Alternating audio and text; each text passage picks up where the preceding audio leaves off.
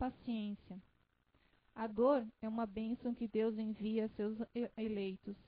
Não vos atormentais, portanto, quando sofrerdes, mas ao contrário, bendizei a Deus Todo-Poderoso, que vos marcou pela dor neste mundo, para a glória do céu. Sedes pacientes, a paciência é também caridade, e deveis praticar a lei da caridade, ensinada pelo Cristo, enviado de Deus. A caridade, da esmola dada aos pobres, é a mais fácil delas. No entanto, há uma bem mais difícil e, consequentemente, bem mais louvável, que é a perdoar aqueles que Deus colocou em nosso caminho, para nos servirem de testes em nossos sofrimentos e colocar nossa paciência à prova. Sei que a vida é difícil, ela se compõe de 1000 coisinhas que vão como alfinetadas que acabam por ferir, mas é preciso observar-os como deveres que vos são impostos. Há consolações, a compensação que temos em contrapartida. Então, reconhecemos que as bênçãos são mais numerosas do que as dores. O fardo parece menos pesado quando olhamos para o alto que quando curvamos a fronte para a terra. Coragem, amigos.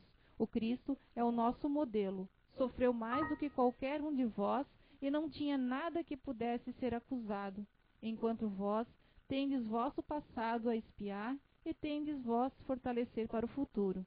Sede, pois, pacientes, sedes cristões. Esta palavra resume tudo. Obrigado. Boa noite a todos.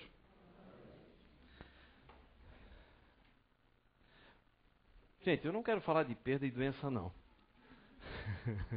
Vamos falar só de superação? Acho que é um assunto mais agradável, né? É ruim ficar olhando para trás, né?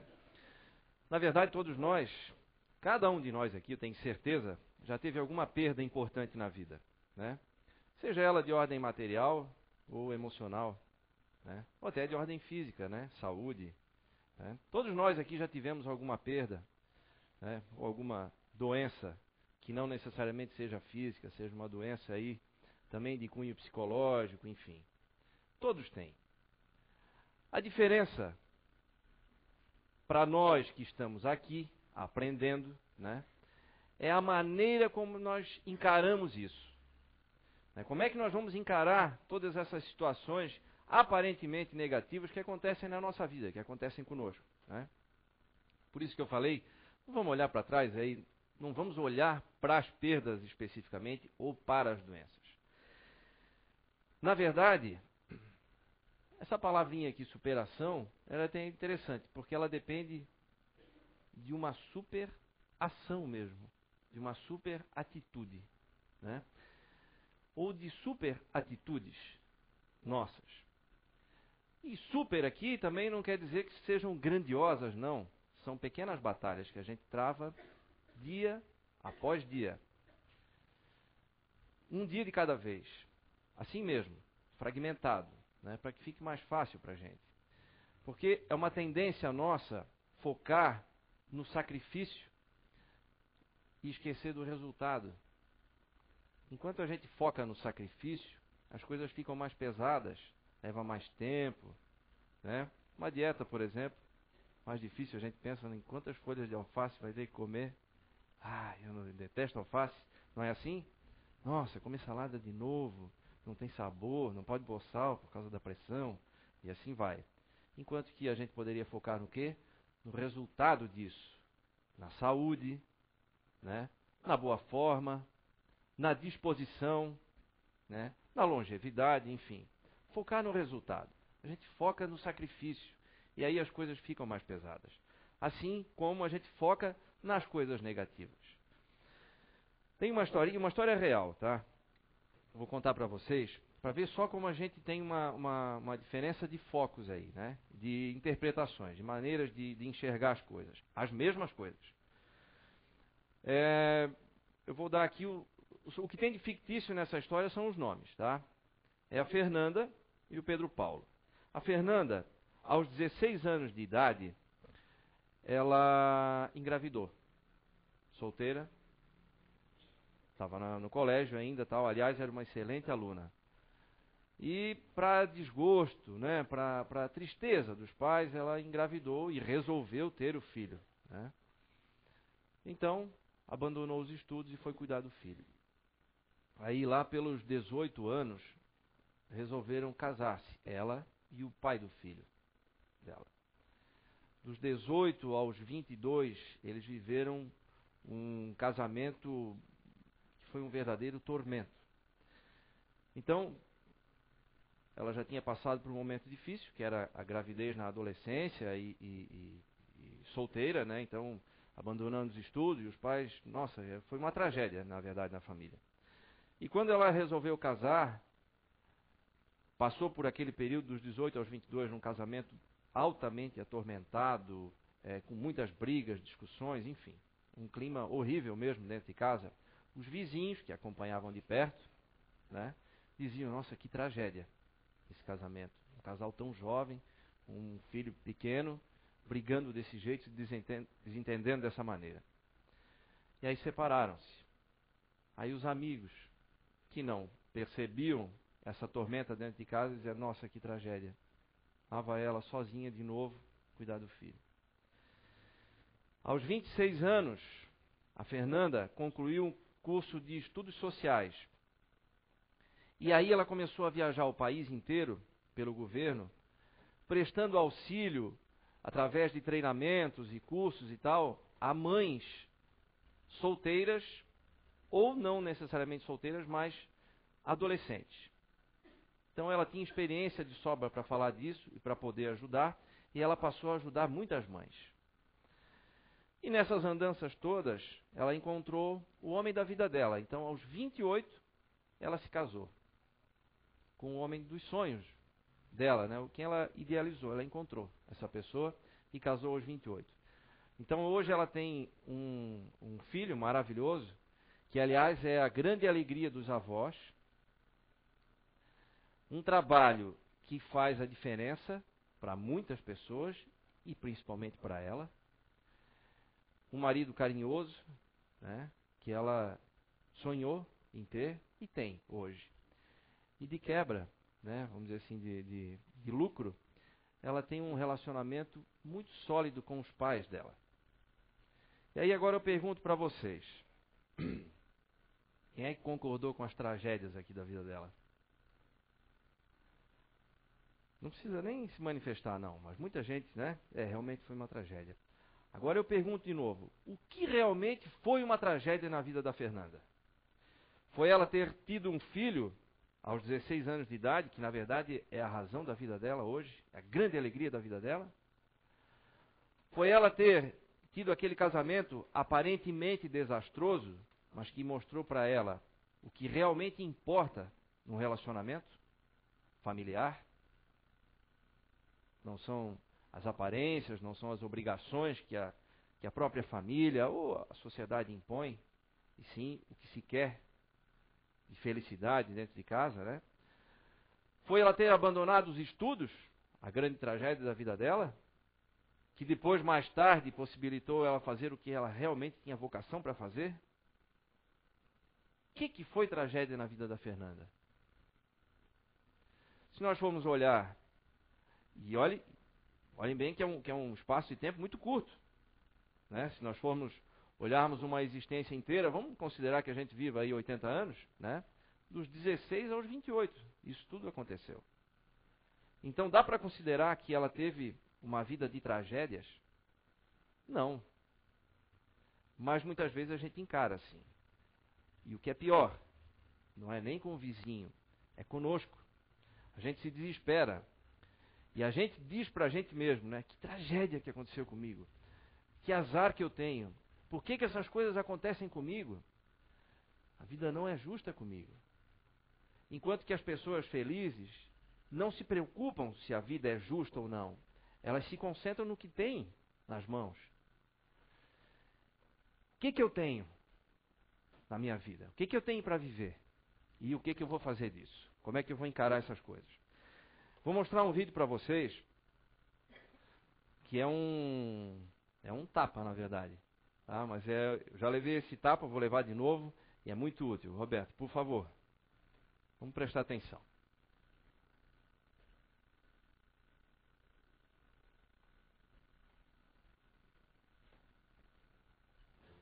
Eu tive pólio, que é a paralisia infantil, aos 10 meses. Fiquei paralítica 2 anos. Fui muito doente fisicamente. Fui muito rejeitada, ninguém acreditava em mim. Eu tinha que lutar para provar que eu era capaz de fazer as coisas. Toda hora eu escutava meus pais dizerem: ih, dessa vez essa menina vai. A menina está aqui com 85 anos e não sei quando é que eu vou ainda. Lá em Belo Horizonte, onde eu nasci, nessa ocasião a única aleijada que nós conhecíamos era eu. Eu achei que Deus confiara em mim para alguma coisa. E essa certeza não me deixou acreditar nas 3 frases que eu mais escuto na vida. Você não pode. Se você não fosse assim, quando você melhorar? Se eu quisesse, eu não faria nada na vida. Ninguém ia me cobrar. Eu não podia. Se eu não fosse assim, eu sou assim. Quando melhorar, nunca melhorei. Cada vez eu estou pior. Essa garra me fez com que eu não acreditasse na minha mãe quando ela dizia que eu jamais me casaria. Minha filha, que rapaz vai te namorar com essas pernas tortas? Que marido vai querer uma esposa aleijada? Mas logo em seguida chegaram cartas dos médicos que me acompanhavam e meu pai me mostrou uma das cartas. Imagina, o coração dela é grande do lado direito, a coluna em forma de interrogação, a bacia é toda torta, a perna direita não tem musculatura para baixo, a esquerda para cima. Se tentar ter filho, vai morrer no parto. E eu casei com o Paulo, fomos casados 56 anos. E 6 milagres aconteceram. 6 filhos nasceram. Nasceu o Paulo Elísio Lingote, que faria agora 67 anos. Faria. Ele faleceu há 7 anos atrás. Nasceu a Melina, a Virgínia Helena, que eu perdi 10 dias depois que eu completei 21 anos. Eu perdi minha filha Virgínia Helena. Nasceu o Luiz Alberto, nasceu a Virgínia Tereza, que me deu problema. E apesar dos médicos terem dito que eu jamais poderia ter filhos, 10 anos depois eu tive um temporal. Tenho 9 netos e 8 bisnetos. O Paulo morreu em 40 minutos. Ele acordou de madrugada e me disse: Virgínia, eu estou passando mal, eu vou morrer. Um homem, gente, que eu conheci aos 16 anos, que me fez mulher, mãe, avó, bisavó, que eu sentia inteira ao lado dele, que vivemos uma cumplicidade, como eu já disse, 56 anos, e ele foi embora assim. Nunca perdi um minuto. Se foi difícil, eu colava fé e esperança. O que é fé? Fé é acreditar na sua força, no seu Deus dentro de si, nas suas possibilidades. E esperança é um impulso que nós temos de prosseguir, mesmo que a vida esteja difícil, não paralisar. Muitas pessoas pensam que são os fatos que nos atingem, são as circunstâncias da vida que nos atingem, os planos de Deus que nos atingem. Mas, na verdade, eu sempre achei que o que nos atinge é a forma de enfrentar as circunstâncias da vida. A maior lição da minha vida foi que eu descobri que eu mesma é que criaria obstáculos para mim mesmo. Porque eu é que construo minha própria vida. Nada é maior do que nós. Eu não choro pelas tristezas. Eu choro pela emoção. Um balé, uma orquestra, um grande teatro me emociona muito. A emoção me faz chorar. A tristeza me faz crescer. Pauline, pode acender a luz e trazer umas caixas de lenço, por favor?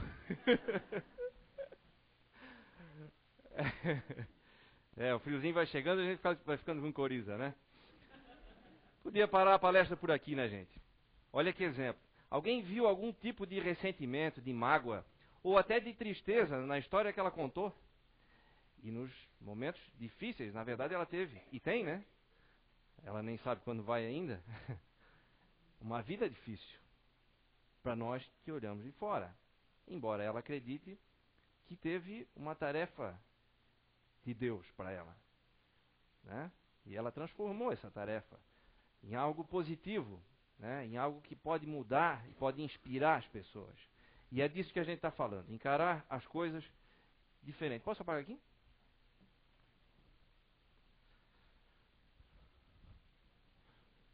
Respirar um pouquinho, né? Gente, tem algumas coisas que a gente precisa colocar na nossa vida. Se vocês prestaram atenção ali, ela falou, eu colei algumas coisas na minha vida. E uma das primeiras coisas que a gente precisa imprimir na nossa vida é isso aqui, ó. Alegria. Ah, Júnior, é fácil falar assim, né? Tu não conhece os meus problemas? Gente, depois disso aqui, não me falem mais em problemas. Né? Olha a quantidade de dificuldades que essa mulher teve na vida, e encarando dessa maneira, né? Com essa disposição e com franqueza, né? Porque a alegria não é esconder debaixo do tapete os problemas. É o contrário. É ter a atitude certa de encará-los, né? De aceitar. Aceitar aqui não é desistir, não. Não é desistir de lutar. É aceitar aqui é ver com clareza. É deixar a vitimização de lado, deixar o orgulho de lado. Ninguém aqui é vítima. Eu não sou vítima, nenhum de nós aqui é vítima das circunstâncias. Nós somos os atores principais da nossa vida. Queiramos ou não. Nós já falamos aqui, inúmeros palestrantes já falaram, tem inúmeros livros aí da biblioteca falando em causa e efeito, ação e reação. Tudo na nossa vida é efeito de causas anteriores, mas que nós mesmos provocamos, né? Seja nessa ou seja nas encarnações anteriores. Então nós não somos vítimas, não. Essa é uma das atitudes positivas no caminho de superar obstáculos. É encarar de frente. É enxergar como as coisas realmente são. E por que a alegria entra aí? Porque enquanto a gente baixa a cabeça e deixa a tristeza assumir o controle da nossa vida, a gente se vitimiza novamente, a gente acha que tudo de ruim acontece, e aí o que realmente vai acontecer? Tudo de ruim. Porque está aí a neurolinguística já desde 1950 e poucos, a nos mostrar, todo mundo aqui eu tenho certeza que já ouviu isso repetidas vezes, o nosso cérebro, que é uma ferramenta, agora para a gente que já aprendeu aqui, que executa ordens, ele entende apenas as questões principais do que a gente coloca nele. O nosso cérebro é uma ferramenta como se fosse um computador que a gente vai instalando o programa nele. Então eu preciso ter cuidado com o que eu penso e ter cuidado com a maneira de transferir esses programas, vamos dizer assim, porque eles vão ser executados. O nosso cérebro, ele funciona como o gênio da lâmpada, né? Seu desejo é uma ordem, amor. É assim mesmo. Seu desejo é uma ordem. Então cuida com o que deseja. Cuida com o que pensa. Com os programinhas que a gente coloca lá dentro. Porque eles vão ser executados. Infalivelmente. Então, uma ferramenta importantíssima para isso é a gente manter uma atitude alegre perante a vida. Ah, mas hoje foi um dia difícil, mas só hoje. Pense só hoje. Fragmente. Hoje eu vou estar alegre, vou ter um dia alegre, porque eu preciso ter um dia alegre. E as pessoas ao meu redor vão sentir essa diferença. Eu preciso doar alguma coisa para as pessoas. Caridade, gente, é doar coisa boa para as pessoas, é fazer o bem. Tem bem melhor que a gente possa fazer pelas pessoas do que criar um ambiente positivo ao nosso redor? E esse ambiente positivo é a alegria que faz isso. Como é que a gente dá o start na alegria? Qual é o primeiro passo? Sempre tem que ter um primeiro passo.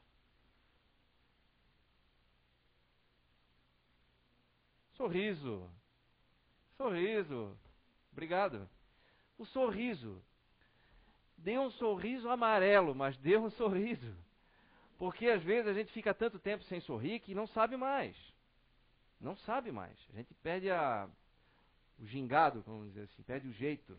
E é verdade, perde mesmo. Precisa exercitar. Todo mundo sorriu hoje já? Olha que a gente passa o dia inteiro e esquece de sorrir, hein? Eu tive um presente, na verdade. Ano passado eu fui submetido a um tratamento de hepatite C. E aí Esse tratamento, ele tem uma série de efeitos colaterais aí, né? Perda de cabelo, perda de peso, enfim. Não tive isso muito gravemente, até porque eu fui cuidar de amenizar um pouco. Mas o que eu senti assim de mais pesado, de mais grave, foi a alteração de humor, né, altamente irritado e mal-humorado.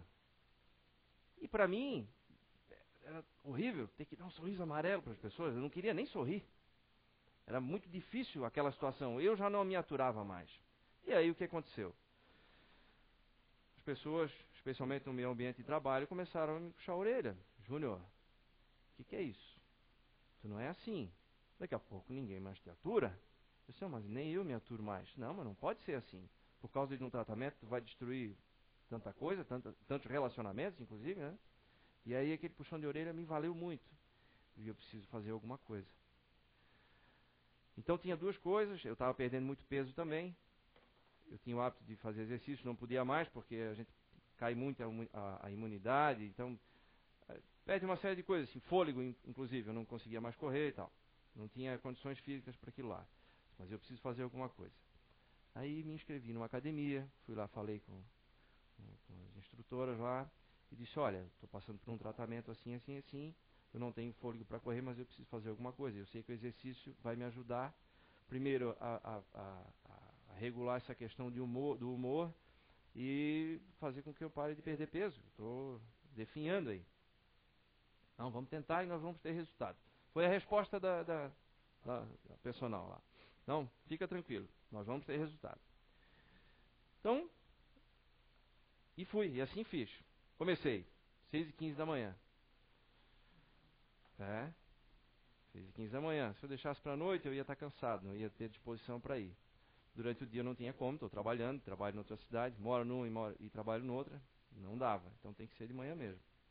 Então, às 6h15, pontualmente, eu estava lá na academia. Tinha dias que eu quase desmaiava, passava mal, escurecia tudo, tinha que parar tudo, ficava tonto, senta, para, toma água, começa de novo, vamos lá, de leve e tal. Isso foi, talvez um mês ou dois e tal. Mas no final, eu fui melhorando a minha condição física, já não passava mais mal, já não quase desmaiava, enfim. E o humor foi melhorando realmente. Consegui estancar a queda do peso e fui regulando as coisas. E aí, à medida que esse resultado foi aparecendo, fui me animando cada vez mais. Nossa, eu pude fazer isso com humor, eu posso fazer isso com outras coisas também. E aí, foi. Virou um ciclo virtuoso. Esse tratamento de hepatite C, para quem não sabe, hoje, no Brasil, só o SUS fornece, exclusivamente. Por quê? Porque o Ministério da Saúde quer acompanhar isso de perto. É uma doença que foi negligenciada, até desconhecida até 1992. A partir de 93 é que ela ficou, então, houve testes e tal. Muita gente se contaminou nesse espaço, eu fui um deles, provavelmente numa cirurgia que eu fiz. Então, tem muita gente hoje que tem e não sabe, porque ela é silenciosa, a gente não sente absolutamente nada. Nada, a gente sente quando começa a fazer o tratamento. É o tratamento que deixa a gente doente, na verdade, entre aspas, né? Lógico. Então, e aí o médico ficava lá. Então, toda sexta-feira eu tinha que tomar uma injeção, aí caía de cama. Na sexta-noite, sábado eu ficava de molho em casa, domingo já ficava um pouquinho melhor, aí segunda-feira então, e essa era a tática, eu tomava as sextas-feiras, para segunda-feira eu ter condições de trabalhar. E aí, de vez em quando, no meio da semana, dava umas quedas lá de energia e tal, que dava um apagão, assim, né? Mas era normal do tratamento. Mas aí o médico começou a estranhar que às sextas-feiras eu chegava lá disposto, sorridente e tal, e aí ele dizia, olha, se fosse como antes, que a gente permitia que os pacientes levassem o medicamento para casa, eu ia dizer que, ou tu não estava tomando medicamento, ou então estava armazenando ele de maneira errada, que ele tinha perdido o efeito. Mas como tu vem tomar aqui, o que está havendo? Não, eu fiz assim, assim, assado, estou fazendo, aliás. Ah, muito bem, muito bem. Continua então. Não, lógico que eu vou continuar, o efeito sou eu que estou sentindo. Tanto é que, para minha alegria, o tratamento seria de 1 ano, como o resultado foi muito satisfatório, muito rapidamente, os médicos mesmo, que aí fui consultar outros também, né, chegaram à conclusão de que eu poderia interromper com 6 meses. Economizei um dinheiro para o SUS e economizei saúde para mim, né, e disposição. Ótimo resultado. Para todo mundo. E aí, isso me leva a um outro detalhe importante aqui na nossa vida que a gente precisa imprimir, colar, como disse ali a dona Virgínia, né? Que é o sentimento de gratidão. Por que o sentimento de gratidão? Isso é uma maneira de encarar os acontecimentos da nossa vida. Eu poderia estar me lamentando e contando uma história triste aqui para vocês, que nem é tão triste assim, mas eu senti na pele. Eu passei vários meses sem ter fim de semana, né? Sem ter fim de semana, assim, que eu tinha o hábito de passear e tudo mais e tal. Não tinha, tinha que ficar de molho, ficava de cama, febre que não dava nem para falar, tremia como de pular da cama, assim. Tudo bem, mas o que eu aprendi? Que muitas pessoas que a gente encontra no dia a dia, ou pessoas que a gente conhece, tem convivência frequente, que a gente tem como mal-humorado, chato, né? Que não é capaz de dar um sorriso, que anda de cara feia e tal. Eu pensava assim. E aí hoje eu vejo que ele não está bem. Eu não sei o que se passa na cabeça dele, mas ele não está bem. Essa pessoa não está bem. Então eu preciso ao mesmo tempo respeitar essa condição e tentar fazer alguma coisa para mudar, para melhorar isso, né? As pessoas não são mal-humoradas porque querem ser mal-humoradas, né? Alguma coisa pode estar acontecendo que a gente não sabe. Pode nem ser um problema de saúde física, pode ser um problema de ordem psicológica que apenas a instrução pode ajudar. Pelo simples fato de ela estar, por exemplo, dentro de uma casa espírita, aprendendo um pouquinho mais sobre as coisas, já vai mudar essa condição, né? E isso é poder fazer alguma coisa. Primeiro, compreende. Vamos compreender antes de atacar, né? Antes de acusar. Por isso que eu falei que isso foi um presente que eu ganhei. Talvez o principal resultado disso tudo, dessa experiência, foi essa. Dar importância à alegria e perceber que a falta da alegria na vida das pessoas faz um estrago realmente, mas que nem sempre elas se dão conta disso, né? Nem sempre a gente não sabe, a gente sabe que não sabe, né? Às vezes a gente nem sabe que não sabe. É a ignorância completa, né?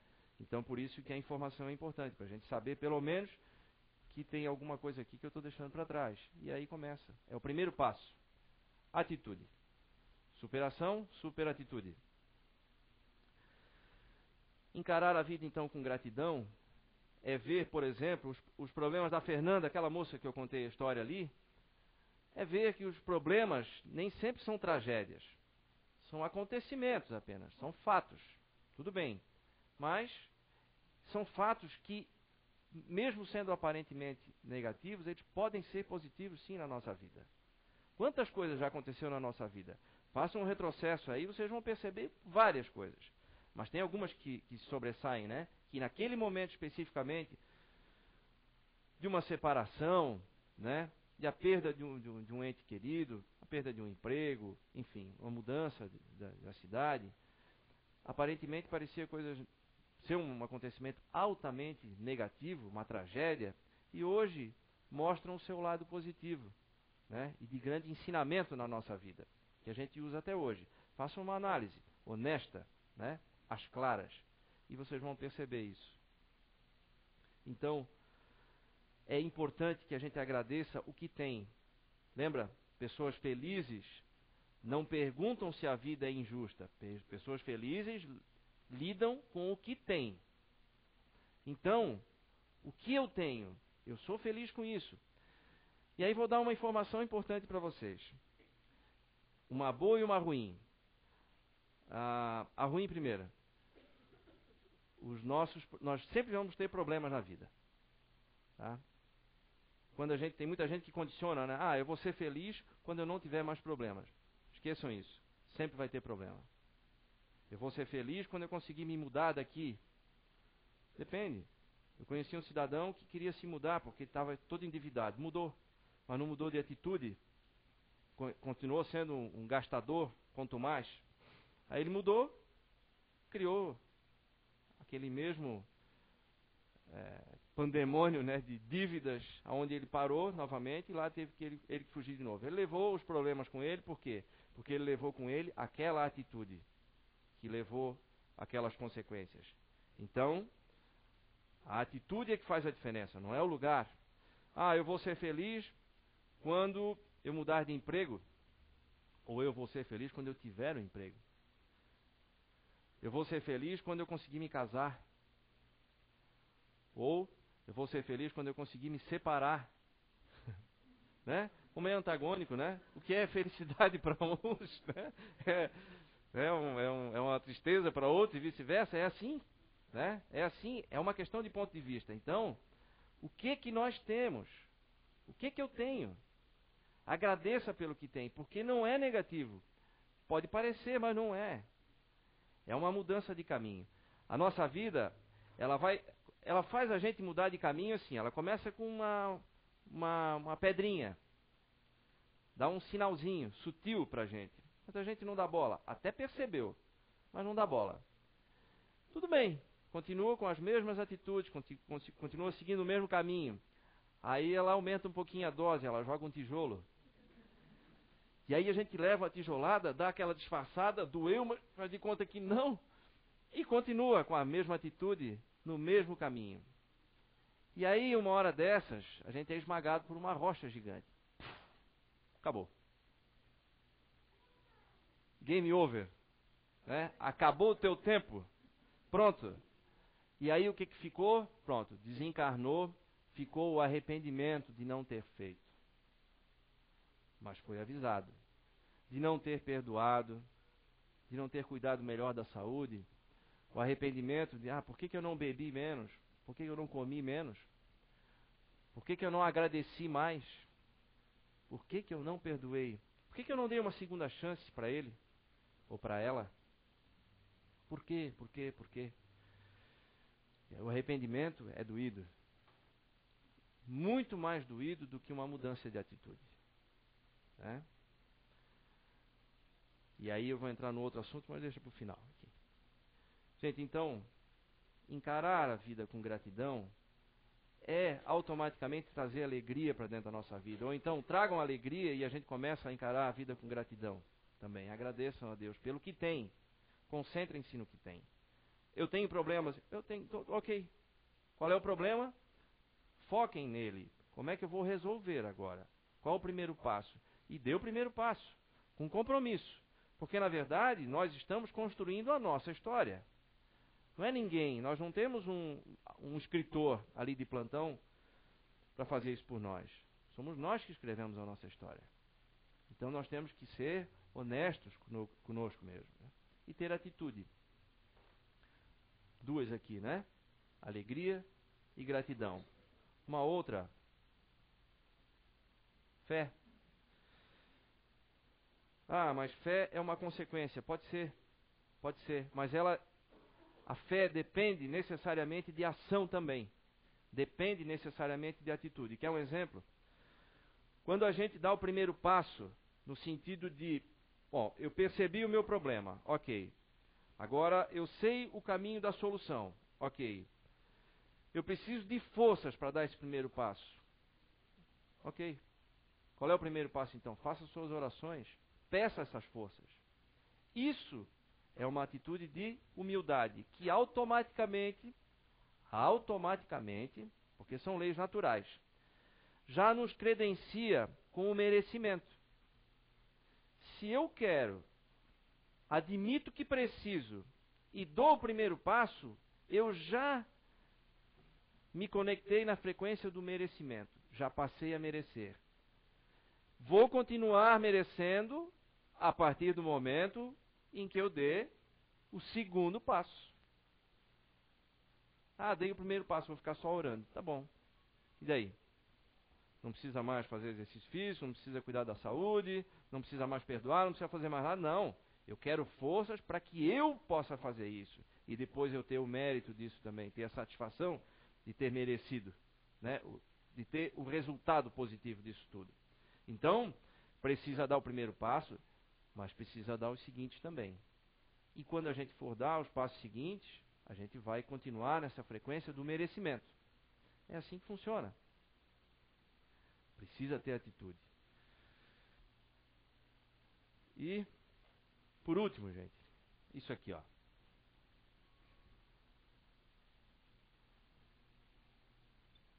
Disciplina. Sabe por quê? Nós somos, não um pouco, nós somos bastante incoerentes na nossa vida. Uma coisa é o que a gente acredita e outra coisa são as nossas atitudes. A gente acredita que a alegria é importante, porque já se falou muito aqui. A gente acredita que a gratidão tem que fazer parte da nossa vida, que nós devemos agradecer a Deus. Nós sabemos disso, né? Nós sabemos que nós temos que acreditar, né? Ter fé em nós mesmos também, e nessa força criadora maravilhosa. Nós sabemos. Mas a gente não põe em prática. E aí? Conhecimento sem colocar em prática não é nada. Igual aquela propaganda de pneu, né? Potência sem controle não é nada. É inútil. Tem que ter atitude, botar em prática. E aí isso requer disciplina. Tem uma música do Legião Urbana que falava: disciplina é liberdade. E pode parecer contraditório, né? Porque disciplina já nos vem à cabeça algo rígido, né? Cheio de regras, né? E comportamentos dentro de uma caixa e tudo mais e tal. E liberdade é liberdade, né? Para fazer o que se quer. Mas na verdade, a nossa liberdade depende da nossa disciplina. Eu preciso ter disciplina para que eu possa mudar hábitos na minha vida. E a nossa vida é composta de hábitos, bons e ruins, né? Então, para eu mudar uma atitude, para eu mudar um hábito, eu preciso me propor a isso, firmemente. Eu preciso assumir esse compromisso comigo e aí seguir essa linha. Dar o primeiro passo, aquilo que nós falamos agora. E depois dar o segundo. E assim, mas a disciplina traz dor. Talvez, no começo. Mas a dor da disciplina, com certeza, ela é muito menor do que a dor do arrependimento. Lembra da rocha? Do Game Over? Aquela dor do arrependimento é muito mais pesada de suportar do que a dor da disciplina. Do ter que levantar cedo. E outro detalhe. À medida em que a gente vai conseguindo obter os resultados, a gente vai criando força. É igual o guerreiro quando comemora a vitória. O comemorar a vitória não é para despertar a ira no adversário. É para nos encher de confiança para a próxima batalha. Nós precisamos disso. Precisamos nos alimentar disso. Nós vivemos de emoções. Então vamos trazer as emoções boas. Como disse ali a nossa Virgínia, eu não choro de tristeza, eu choro de emoções. Então vamos encher a nossa vida com emoções boas, positivas, que na verdade são amplificadores, né? Uma emoção boa é como se fosse um amplificador da nossa vontade, né? Eu tenho uma vontade. Eu tenho vontade de mudar o rumo da minha vida. Mas a partir do momento que eu começo a me emocionar com isso, eu vejo bons exemplos e eu sinto que isso é possível na minha vida, eu amplifico essa vontade e mudo ela de nível. Eu passo ela de vontade a um desejo ardente. E aí eu consigo mover as coisas. Consigo fazer isso, se realizar. Isso é atitude. Gente, está acabando o tempo.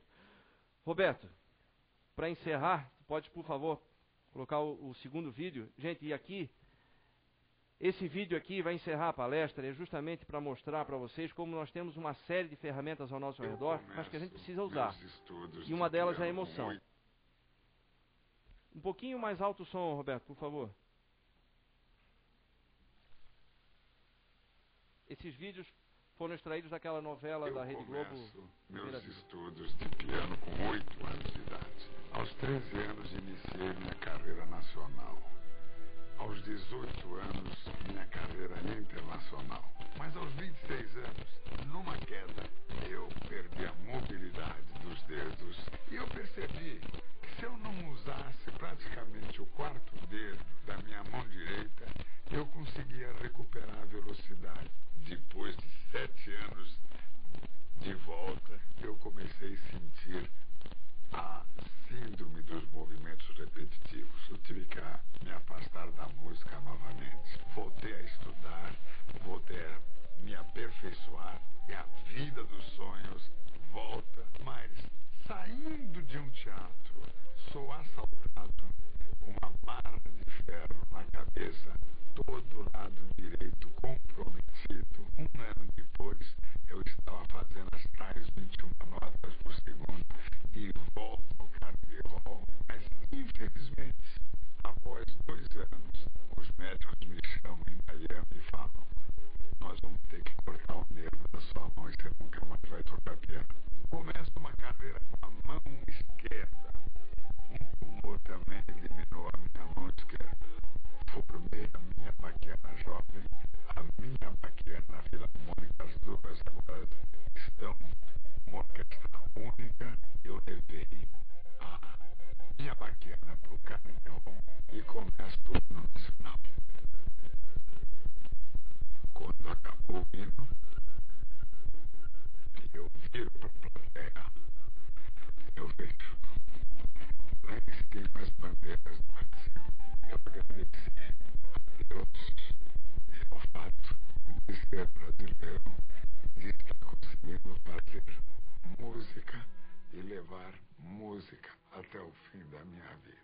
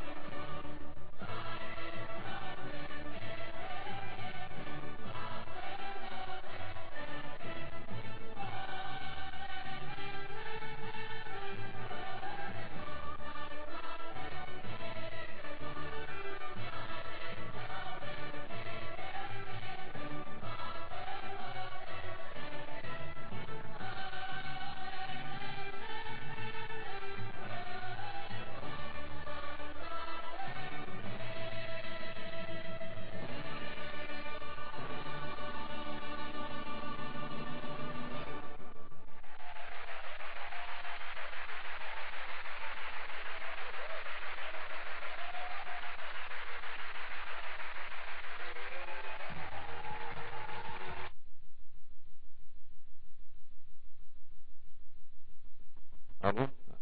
Vamos aproveitar essa emoção e transformá-la em atitude mesmo, em compromisso, né? Cada um consigo mesmo. A partir de agora, assuma esse compromisso de verdade e dê o primeiro passo.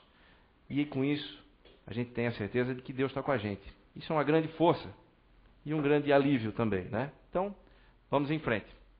Obrigado.